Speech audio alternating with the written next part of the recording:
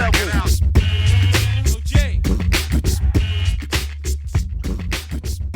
Welcome to the Coach Glass podcast. Welcome to the Glass and Gill Show.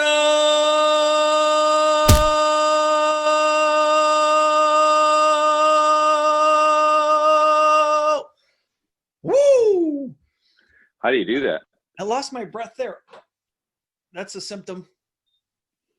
Oh my gosh, you have one of the cool thermometers. It's a symptom. Let me check you here. What's my temp, bro? And Celsius. You're low. It says you're low.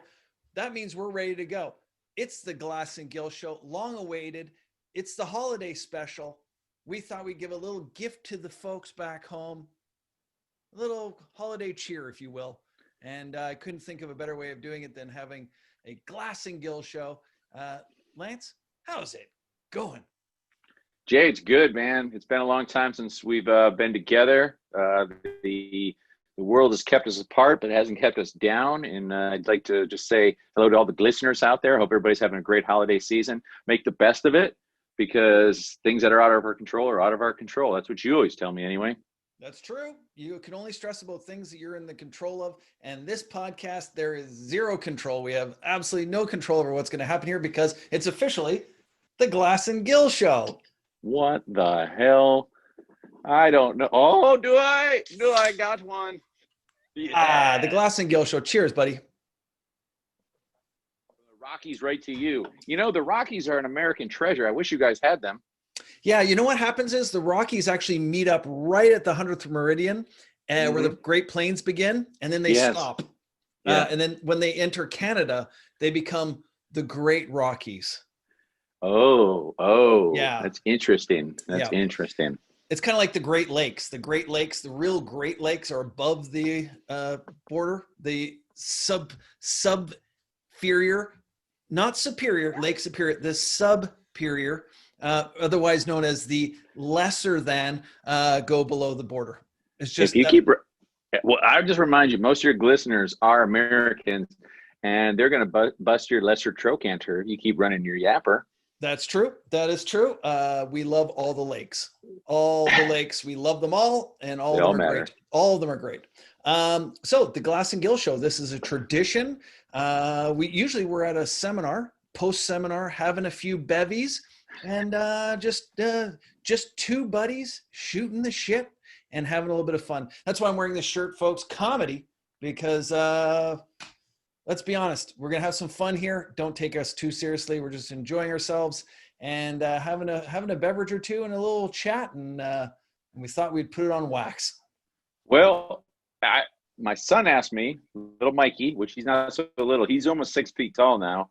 And like you say, he's got pubes coming out everywhere. He's going to hate me if he just happens across this podcast. But that's not the point. He asked me to say, hey, ask Uncle Jason what his newest and best joke is. So I'm asking. My newest and best joke. Well, it actually comes from the COVID. This is one that you can share with them. Most of my jokes you can't, but since COVID, I had all the spare time. So I started cooking, I started doing more reading, and then I started working on my ability to multitask. So I've actually blended those two things together. I'm reading while I cook. I've been reading this great book recently called Recipes. I got to be honest with you, the chapter on cupcakes, a little dense. That's a good one for the kids. The rest of them are all hate jokes about Hitler and very good. Yeah, all the positive things we like to talk about during the holiday season. That's a tasty beverage. That is a tasty beverage. I went with an IPA. This is a local IPA because I just want to come across as pretentious. Well, that's what IPA stands for, International Pretentious Asshole. And that's you, baby, because you are a thick IPA. And international, baby. Yes, worldwide. Worldwide. Oh, nice hair. Nice hair. Thanks. I just had it polished. So let's get into some of the nitty gritty, if you will. I'd love to. Some of the glisteners out there. We're not going to go super deep into performance and stuff, but we are going to go into a little bit of performance of just like mental performance and how to maybe just sharing some stories about how we've been able to navigate the last few months might help a lot of folks out there that maybe are either struggling or they were struggling and they just didn't understand it. And then maybe they feel a little bit awkward about it. And maybe we can make them feel better a little bit by sharing some of the stories of what we've gone through, how we got out of some of these situations, and then also what we're maybe looking forward to over the Christmas holidays. Okay. Well, I think I can kick it off by saying, I don't know. I talk to a lot of people, and many people, when they talk to me, have this impression that I live on a yacht or in Beverly Hills, or, you know, the Palisades, if you will, up in LA, really nice areas, San Diego. So that's not Wales, true? Virginia. No, it's not. None of that's true. Well, maybe you should remove that off your Tinder profile then. What? Oh, that you have a yacht and that you live in the Palisades. Well, we'll think about it, Jay. We'll think about it. Tinder's the only hot spot in the world right now. Go left. So anyway, I was saying before you threw me off track there. Literally, I just want people to know, like, over the last 7-8 months, I've lost 80% of my salary, if not more. And I'm not upset about it. Well, I'm not happy about it. Let's be honest. I'm not happy about it. But the reality is I've lost a lot in the last 8-9 months. And it's forced me to reevaluate everything that I'm doing in my business. This is something I don't think I could have prepared for. You as well as anybody know that I've tried to diversify my earnings into 6 or 7 different buckets. And I don't think any of those were COVID proof. Yours is probably the same. But I just want people to know this, like, even the Glass and Gill Show has they come across hurdles. But the cool thing is it made us sit down and do things that we didn't want to do. And I guess where I'm going with this is one of the things that I've had to actually start doing is branching out and doing webinars on my own. And that hasn't been the easiest process for me personally, because Jason's not there on stage with you. It's not in front of people. There's no live feedback that you can get. And I don't know, we just did that. We did a webinar, the Pelvic Powerhouse that you and me created so many years ago. Excellent. We had a really good turnout for that. And I was like, holy cow, this is kind of neat. So by being forced into that little bucket, I kind of created something that I never thought I would be doing. And I think that's a huge positive for this period in life. Absolutely. Everyone had to do that one word that it's cringeworthy, pivot. We've all had to pivot. And people talk, like, even Jeremy Piven had to pivot. And so, like, even some people that have success have had to make that kind of yes? Is Jeremy Piven the dean from Old School? That is correct, sir. That is absolutely correct. Thank you. Richard. But yeah, we've all had to take our platforms that we normally would do live, and to be honest, I enjoy the live, but it forced us to flex different muscles, if you will. I took my mentorship online. You develop more content for your app. Those things, people see that from the outside, but what they don't maybe recognize is the amount of work that goes behind some of those things. So some people would say things like, I've had many conversations with people, they go, well, it must be nice. I mean, you have your mentorship and you're able to make it an online version. Like, that must be nice. And I'm like, well, it must be nice, but you don't understand. It literally took me 6 months of 6 days a week for 6 months to develop all those elements so that it could be executed the way it was. And the same thing with your app. It's not like all of a sudden there's just an app appears. It's something you have to put the time into.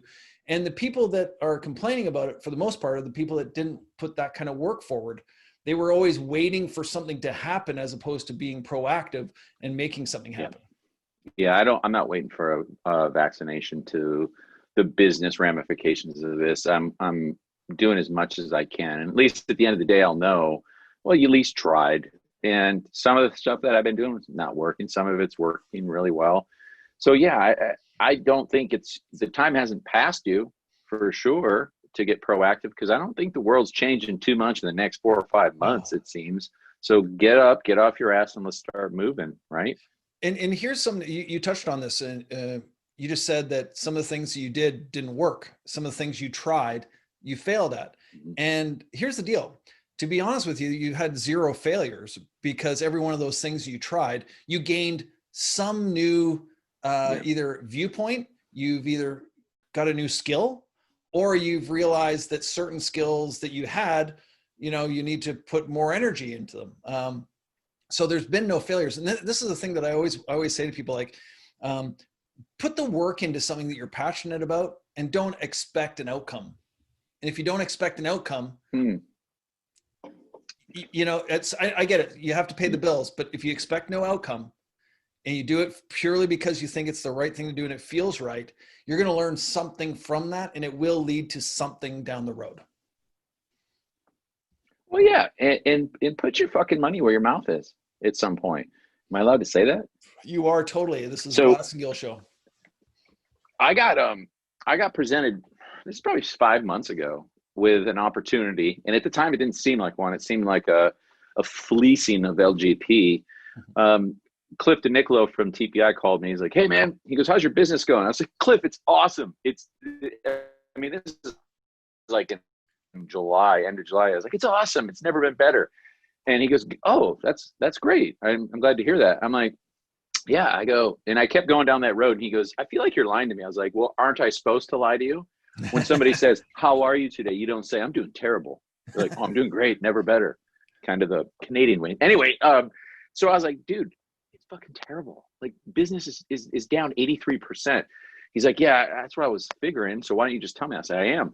He goes, well, would you consider getting some business mentorship? And I was like, yeah, of course.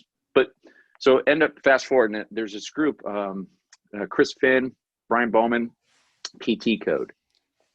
And this is not a sales, but I joined in with this little business think tank, for my personal business, how to grow my business. And it was scary to me because it's $10,000. It was a $10,000 investment at the worst possible time in my personal career. And I'm like, you gotta be shitting me. So they just keeps piling up.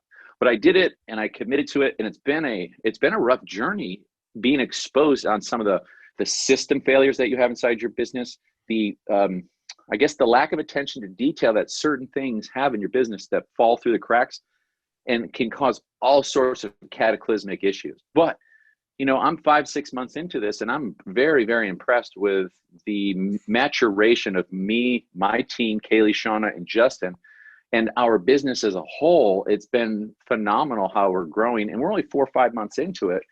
And that was painful. That was a pain, and it is still a painful process. But, you know, I dove into it. It's like I opened a door. There was nothing but blackness out there. I didn't know if there was a step below it or what. I just jumped out and went in there. $10,000 later. That's a big investment. Not regretful in one bit. That is a big investment. And yes, it is. Here's the thing, though. When you make investments with yourself or into your business or into yourself, you also you got to do your due diligence, and you knew that some of the shortcomings that you'd had up to that point required some skills. And I've always said this. I've always said, if you ever want to make a change, if you ever want to adapt or improve, I always say, first you have to identify the problem. Then you have to decide, one, do you have the skills to fix the problem? And if you don't, can you hire someone to fix the problem?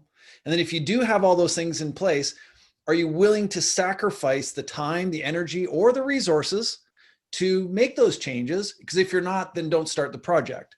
But if all those things are in place, if all of them are in place, then you got to go forward with it, because that's the only way you're going to progress. And at the end of the day, whether you maked, that's good English, by the way, if you maked 10 grand or you lose 10 grand in cost, regardless, the really skills that you're going to learn and the lessons you're going to learn down the road are going to be well worth that investment.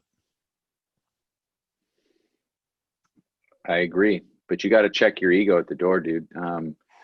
And I know it's a Butch Harmon quote, and previous to Butch Harmon, I think it came from Teddy Roosevelt. Previous to him, it came from Davy Crockett. Before that, Celine Dion. Oh, she's Canadian. She's a Canadian, I think, from what I hear.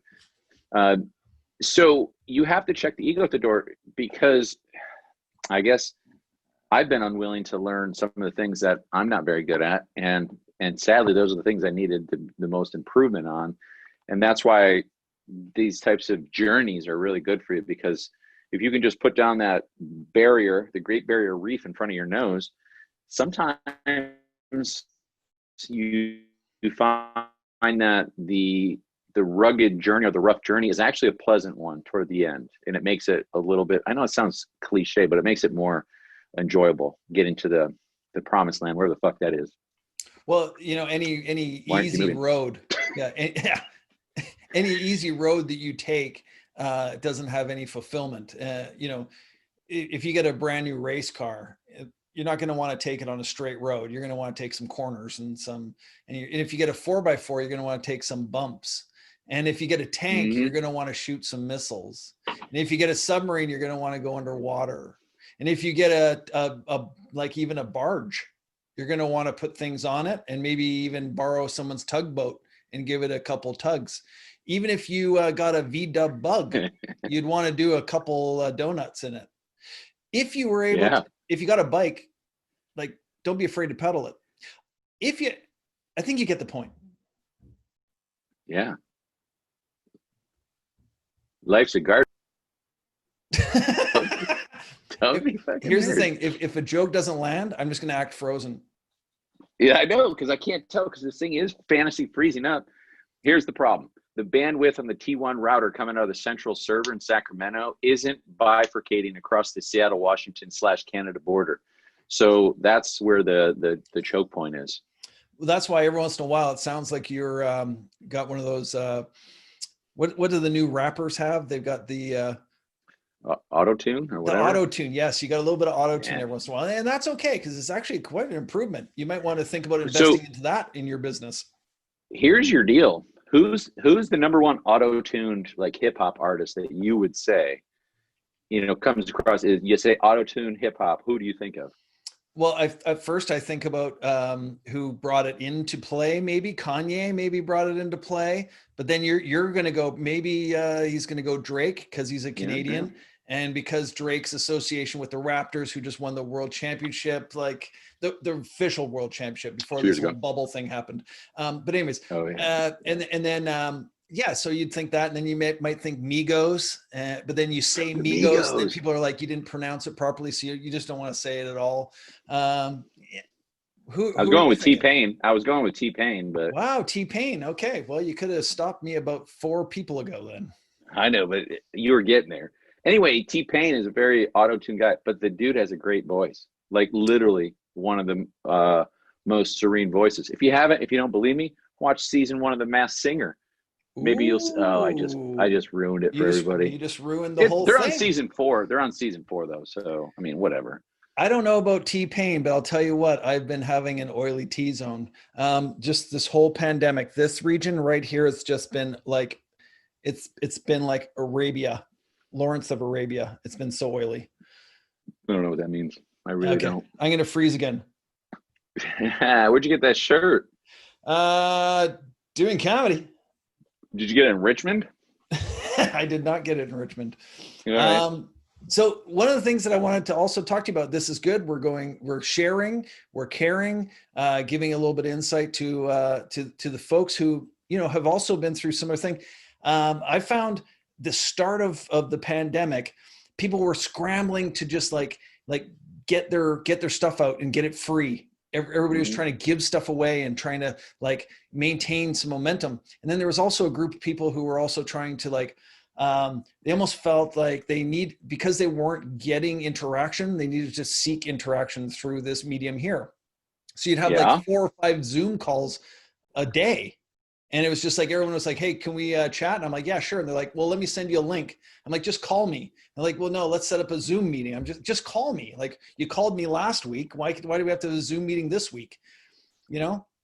So I just feel like we've gone past that now.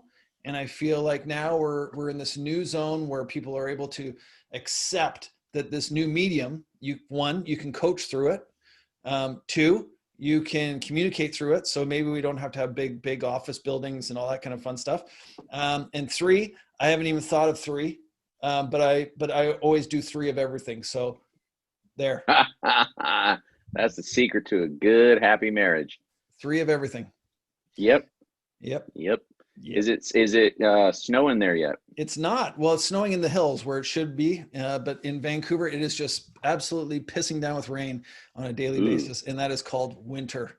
So yeah, so we expect it, and we're happy for it. What about the Christmas season? I thought maybe you guys are expecting. We're expecting a little bit of snow, but I thought maybe we could share maybe a little stories about maybe past Christmases or Christmases past, if you will, and maybe share a little bit about how you plan on celebrating Christmas this year during a pandemic. Is there anything special you're going to do? You can start in the past or the future. Where do you want to go? I'll go to the past because I think that's one of the cool things about Christmas. It brings a lot of past memories into play. One of the things that I did for 25, 26 years was on Christmas Eve, after we go to church service, we come home, have a little get together with our neighbors, shrimp, cocktail sauce. That was the mainstay. Yes. And then around 8, 9, 10 at night, my boys would come down. Sean would come down. My brother would come down. And we go out and play football in the street. Now, it was always a special time. We'd always be running routes and diving into snowbanks. Any given Christmas, you could have, and I grew up in upstate New York, so you could have no snow on the ground. Or this year they have 4.5 feet on the ground after last night's nor'easter. So it was always a fun time just to get settled in. And here's the cool thing: no matter what age we were at, in college or high school, about 11:20, everybody ran home to get in bed before midnight because we wanted to keep the tradition alive, and and that was important to us. No matter what we believed in, we always wanted to keep the tradition alive. You're in bed before midnight so that you could celebrate it properly. And so I kind of miss those days, but I get to go in my mind palace, and I get to think about them all the time. So that was kind of cool. That's something that I always find interesting, is that like your memories of your childhood, when you have kids, you think like somehow you're under delivering for them, for their memories, but you don't realize that your parents were completely oblivious that you're having these wonderful football games. They might have known that you went outside, but they didn't know like the joy and the memories that were going to come out of those moments. So, I can't wait to hear in 10, 15 years from now, my son talking about how Grand Theft Auto changed his Christmas in 2020. Oh, no kidding. No kidding. So, but yeah, go on. I was just going to share a little story myself. I want to hear it. Yeah. I remember a Christmas long ago, my brother Sean and I, we came down Christmas morning, and under the tree, beside the tree, because they're too big, were 2 twinned out, like matching black Kuahara Apollos, which were like, it's like you got the factory Kuaharas, and it's a bike, like a BMX bike, and then you got the Apollos, but they had yellow fish or salmon bellies, snake belly rims. So like the actual side of the rims were like this snake material. Anyways, these beautiful bikes, and I was so excited. So we didn't even want to open up the rest of the tree. We wanted to go outside. We wanted to ride on these bikes. We wanted to go for it.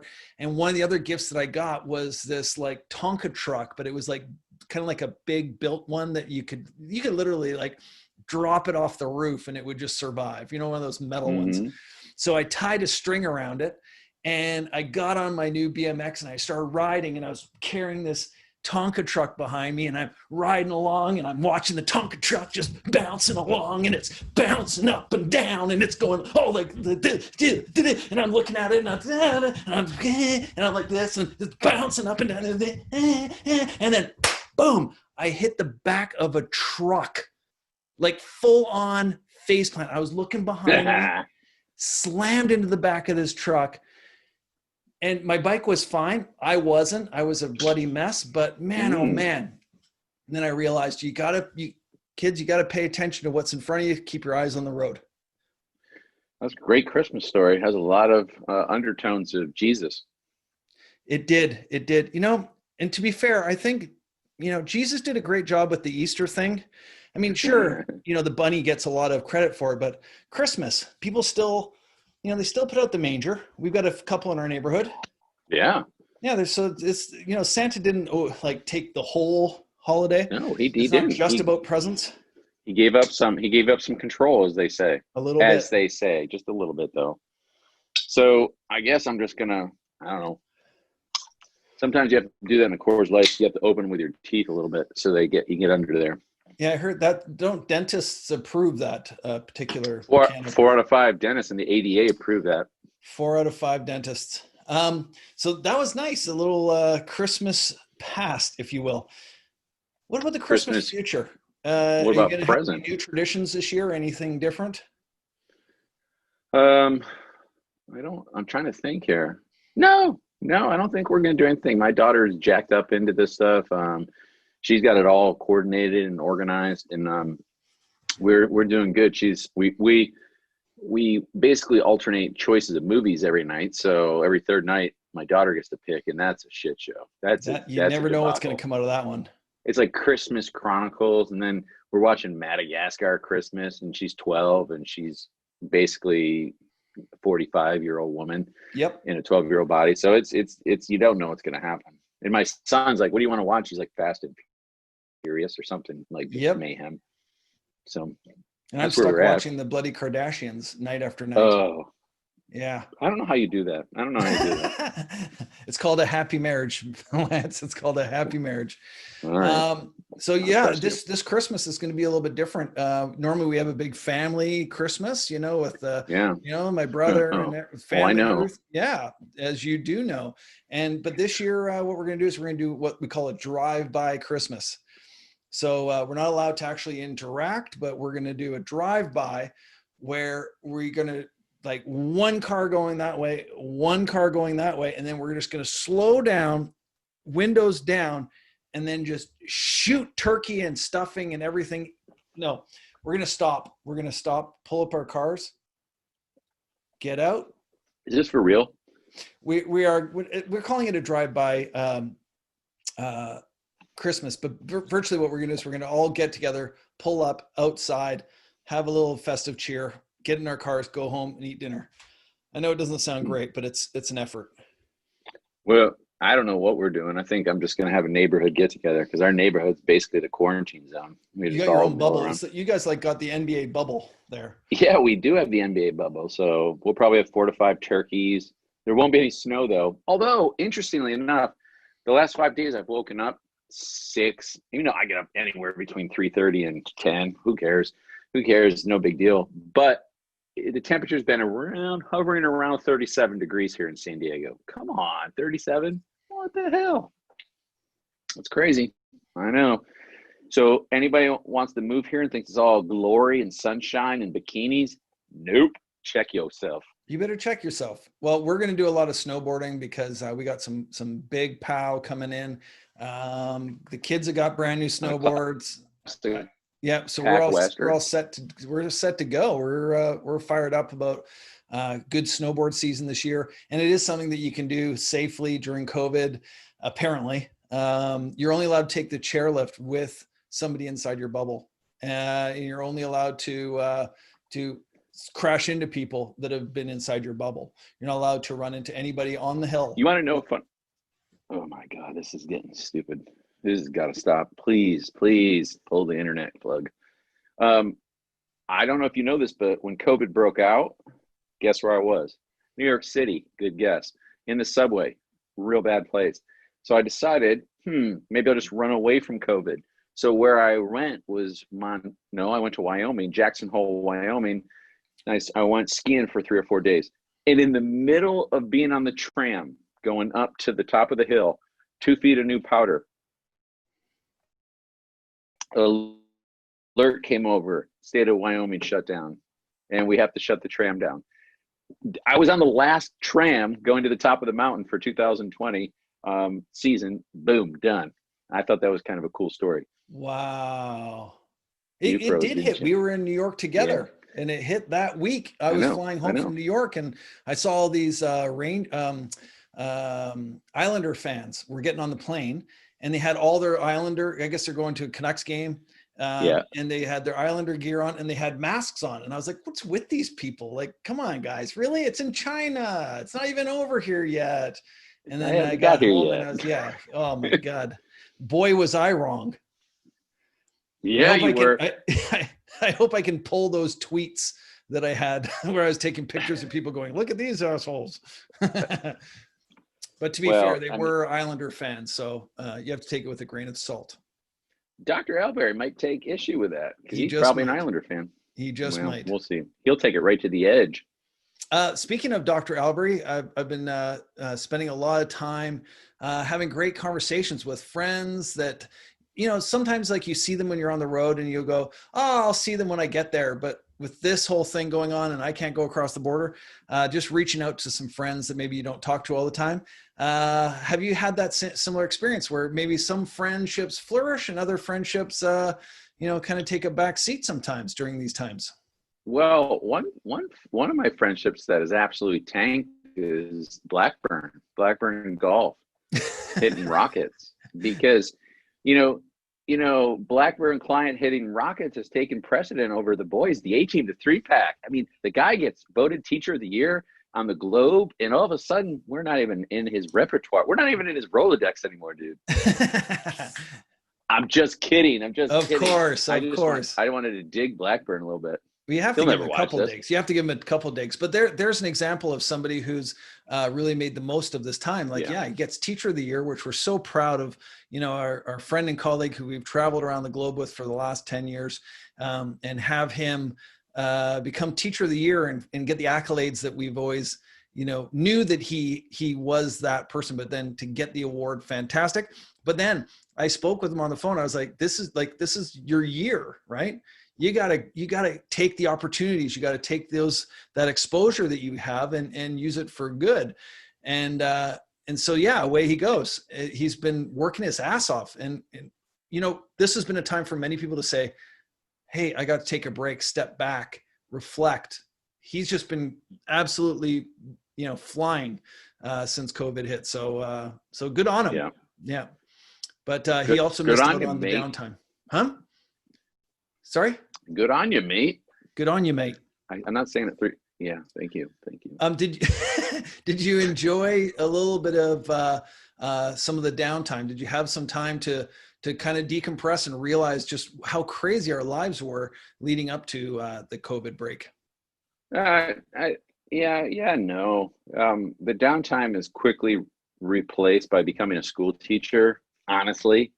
So I got 2 kids in the living room every single day, and we're going over shit that I've never heard of on teaching methods that I've never heard of. So running a business from your home and teaching kids is hard. But it's been good because I've spent more time with my kids than I probably ever would have, or any father probably ever has, because they've never been forced to be at home every single day with them. So that's pretty cool. But it's kind of a good stressor in the sense, but it's not been a lot of downtime per se that I can think of. It's just different downtime though. Like you said, it's different. You know, replacing maybe some of when the kids are at school and you have time in your office and you're focusing on things that at that time and at that moment seem like the most important thing in the world. Yeah. And now you go, okay, well now I remove that because you only have so much time in the day. You're teaching your children, which is really the most important thing in the world.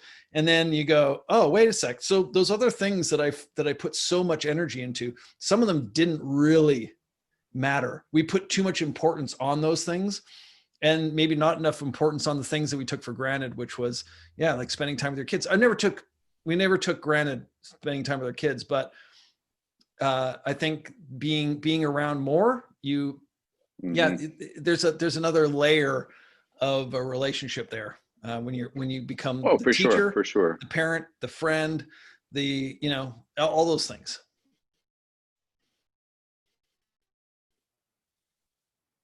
Well, I totally agree with you. It has highlighted, like, I didn't realize this.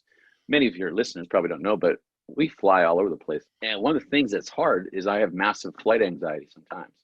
It's weird that I have 1.3 million miles in the air, and I have anxiety. And once I get over that in the air somehow, that's one of the only times I've had to myself is when you're sitting in row 21. That's where I sit. That's where Titleist puts me, row 21. So I'm sitting in row 21, looking out the window, getting some of my pictures. I probably said this before, but it's like one of my only times to be, that's my only relaxing downtime, because I'm forced to do it there. And it's weird. I got on a plane, 2 weeks ago to go to Southern Florida, and holy shit, it was just such a different experience. Going through that, like I felt like I've never been there before.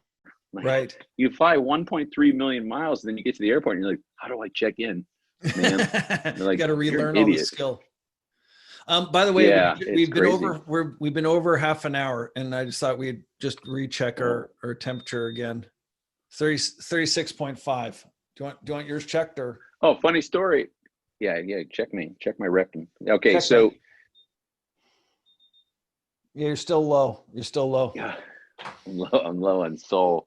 I went down to Jupiter to do a house call at a club. And when I walked up, the valet guys, they zapped me with a gun.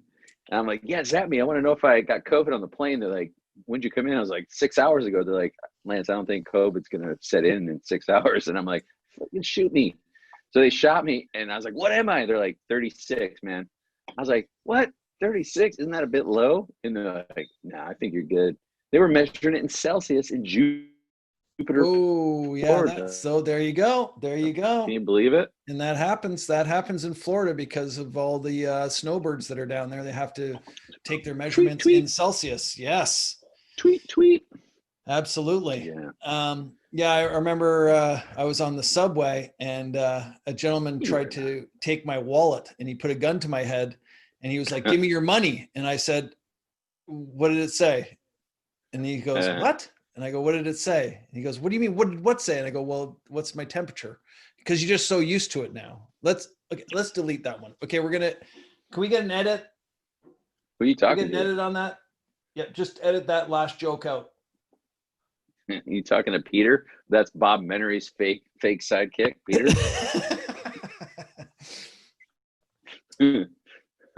I wish I was funny as Bob Menery. Can you get him on your podcast? Let's try our best.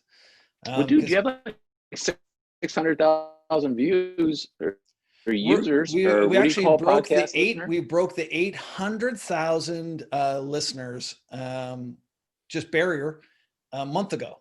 So my goal is to get to 1 million. And once I get to 1 million, I'm quitting this gig, baby. I'm going to be Outsville. I'm going to be on the other side of the podcast world. I'll be with all the other kids. No, I'll who you sounded like? Do you know who you sounded like at the beginning? John Mulaney? No, not even close. Grapes. Grapes. You sound like grapes. Yeah, exactly. Well, hopefully I don't get canceled. Hopefully I don't get canceled as well. Well, you can only get canceled if you're excellent. That's the way of the world is. You can only get canceled if you're excellent, or if people are watching. Or if people are watching. Yeah. Nobody watches podcasts. Oh yeah, you've gone to the video format. That's why we're doing it on Zoom. We got video, we got audio, we've got I'm even doing it in Braille. I've got somebody translating it into Braille. For the hearing impaired people? For the hearing impaired, we put it in Braille. I understand. I think you just made me realize that I'm doubling up there. They could have just had the audio podcast. Well, you're just covering all your bases, baby. Covering all my bases. Is that your wallet you're rubbing your leg with, or your phone? That's my phone. That's the World Grande Coiffing Championship banner right there. Who does that? Who has a sticker on the back of their phone? What are you, 14? What are you, 14? You put your sticker on your back of your phone? What is that, an iPhone 5? Hey, it's a iPhone 4S. Yeah, it's got one camera, bro. It's got one camera. Something like that. What's your testosterone level lately? Let me check it. It's above average. That's what they said. By the way, that's what they say. I need help. They say that baldness is a sign of too much testosterone. Yeah. So is priapus. Well, apparently we have too much testosterone. I've also heard that no grass grows on a busy street, which says that there's a lot going on in this mind of ours. But so what I want to do here is maybe finish this podcast with a little bit of positivity, because the rest of it's been absolute garbage. Do you have anything nice to say to the folks before they start their holiday season? Something you want to share? I say let the magic of the holiday season sink in, because it's important. Even in the shithole of a time we're in, let it sink in, because we're not the first or the last to go through tough times. All right, we've had it pretty good for the last 30 years. If you look through it, the lens of humanity, we've had it pretty damn good, and it's okay to go through some hard times to get a balance, if you will, to gain perspective on what's good and what's not. And we'll get back to the goods, but I think it's okay to look at some of this stuff and, you know, just think to the future and the past, and, you know, be happy for what we have around us. That's it. That's pretty deep, and I can't top that one, other than saying that I think the people that are having success through these times are not waiting for something to come to take them out of their misery, and they're also not reflecting back on how great it used to be. They're just being. And so, like you said, if you can enjoy this Christmas, don't reflect on. You can reflect on the joy of the Christmases past, but don't wish for them to be back the way they were. And also, don't look forward too far and waiting for something to change. Just enjoy the present, and that's how we started this podcast. So. You know, this whole thing comes full circle sometimes. Lance? Yeah, it's circular. It is very circular, like our melons. So what I want to do here is always finish these podcasts with dream big, over deliver, be undeniable, but also happy holidays, folks. Cheers, everybody. Cheers, buddy.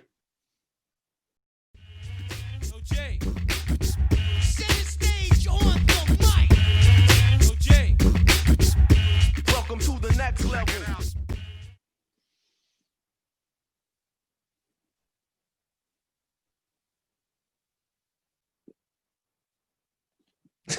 You broke first.